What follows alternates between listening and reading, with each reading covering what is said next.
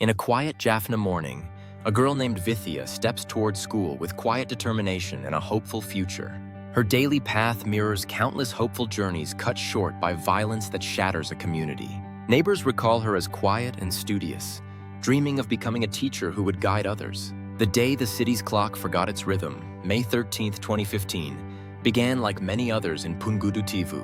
But that morning, danger found its way into the ordinary, altering lives forever. News of the disappearance triggered a family's unspoken fear and a town's rising chorus of concern. Authorities faced scrutiny, their responses becoming part of the story that would haunt the search for justice. The next dawn found Vithya's body discovered, a community shaken to its core, and a demand for accountability. Street protests spread across Jaffna and nearby towns, a united cry for justice and dignity. Families voiced their grief through music, poetry, and a stubborn resolve to seek truth. The case would later reveal a web of alleged complicity and a culture of impunity that alarmed many. In 2017, a special tribunal pronounced sentences that echoed through the peninsula, though the fight for full truth persisted. Swiss Kumar, a name whispered in fear, was among those held to account. Yet how much remained hidden in the shadows? As years passed, new updates punctuated the narrative.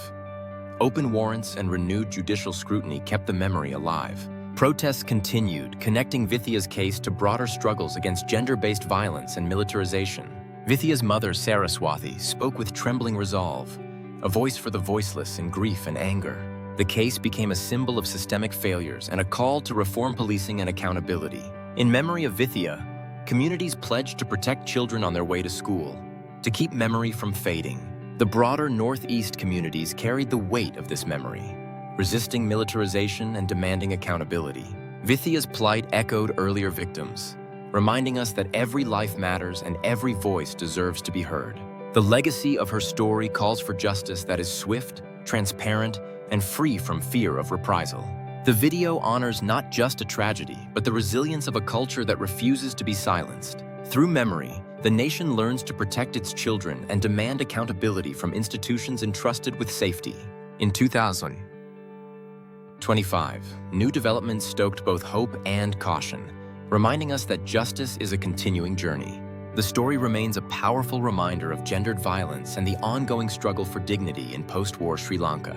This chapter, Episode 6, unfolds as a tribute to memory and a cry for lasting justice. The visuals in this chapter weave Tamil faces with village scenes to honor identity, resilience, and the call for truth. Let the violin rise and the drums mark the heartbeat of a people demanding accountability. As this episode closes, we carry Vithya's memory forward, not as a rumor, but as a pledge to justice. May the voices of this Northeast continue to rise with courage, care, and unwavering resolve. This is not merely a crime story, but a call to protect innocence and uphold the dignity of every child. We end with a quiet vow to remember, to seek truth, and to act for justice wherever it is needed.